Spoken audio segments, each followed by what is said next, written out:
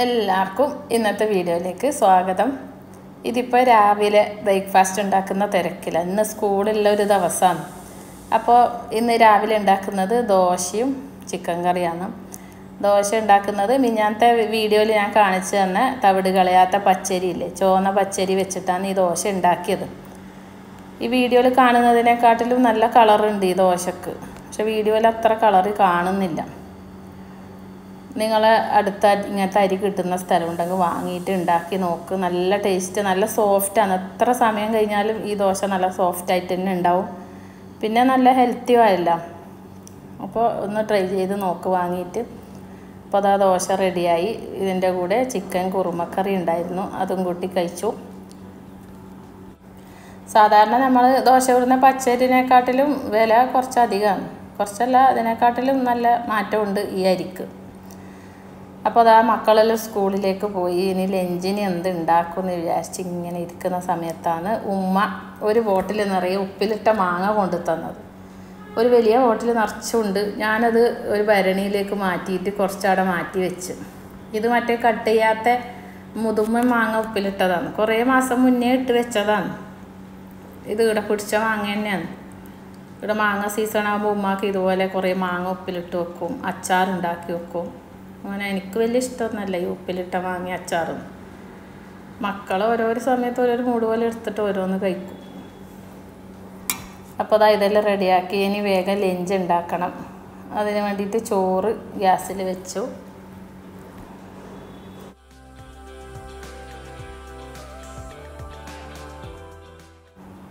പിന്നെ ലഞ്ചിന് ഉണ്ടാക്കാൻ മുരിങ്ങയിലുണ്ടോ നോക്കാൻ വേണ്ടിയിട്ട് ഉമ്മാൻ്റെ അടുത്തേക്കെല്ലാം പോയി നോക്കിയതാണ്. പക്ഷേ എവിടെയും മുരിങ്ങയില ഇല്ല. ആ മരമെല്ലാം കൊത്തി കളഞ്ഞെന്ന് പറഞ്ഞു.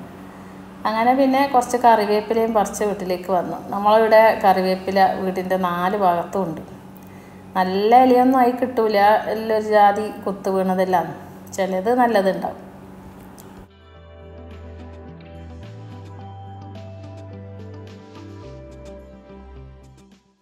കറിവേപ്പില പറിച്ച് വീട്ടിലേക്ക് വരുമ്പോൾ അതാ വീട്ടിൻ്റെ മുന്നിൽ നാടൻ മോരിന് പറഞ്ഞിട്ടുണ്ടായിരുന്നു. നമ്മുടെ വീട്ടിൻ്റെ അടുത്ത് തന്നെയാണ്.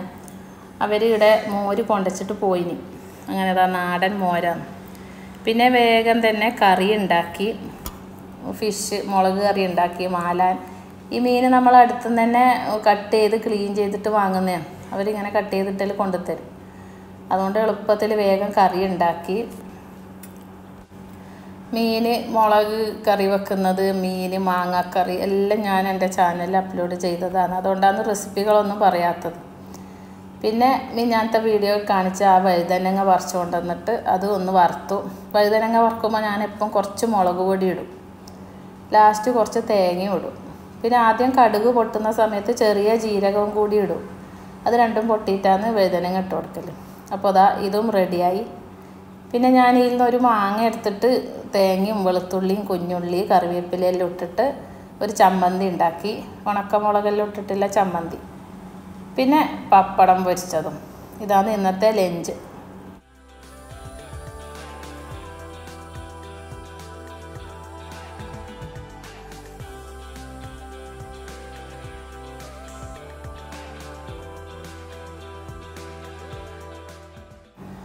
ലഞ്ചെല്ലാം കഴിഞ്ഞ ശേഷം ഈവനിങ്ങിൽ വൈകുന്നേരം ഞാൻ കുറച്ച് പനിനീർപ്പെട്ടി ഉണ്ടാക്കി.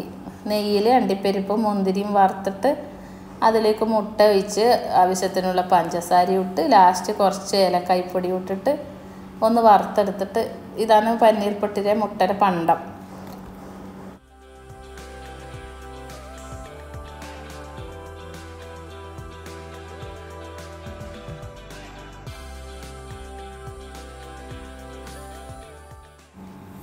പിന്നെ ആ ദോശ ഉണ്ടാക്കണം. അതിന് മൈദപ്പൊടിയും ഒരു മുട്ടയും കുറച്ച് ഉപ്പും മഞ്ഞൾപ്പൊടി ഇടുക, അല്ലെങ്കിൽ യെല്ലോ കളർ ഇടുക. ഞാൻ മഞ്ഞൾപ്പൊടിയാണ് ഇട്ടത്. അങ്ങനെ നേരിയ ദോശ ഉണ്ടാക്കിയിട്ട് ഒരു പാത്രത്തിലേക്ക് മറിച്ചിട്ട് കൊടുക്കണം. എന്നിട്ട് അതിൻ്റെ നടുക്ക് ഈ ഉണ്ടാക്കി വെച്ച മുട്ടയുടെ ഫില്ലിങ് വെച്ചിട്ട് ഒന്ന് മടക്കി കൊടുത്താൽ മതി. പിന്നെ ലാസ്റ്റ് ഇത് കഴിക്കുന്ന സമയത്ത് ഷുഗർ സിറപ്പ് ഒഴിച്ചിട്ടാണ് കഴിക്കേണ്ടത്. ഞങ്ങൾക്ക് ഷുഗർ സിറപ്പ് ആക്കിയിട്ടില്ല. മക്കൾ കഴിച്ചു, മധുരം അധികം വേണ്ടാത്തതുകൊണ്ട്. അപ്പോൾ ഇതാണ് ഇന്നത്തെ വിശേഷങ്ങൾ. വീണ്ടും നല്ല നല്ല വീഡിയോയുമായി കാണാം.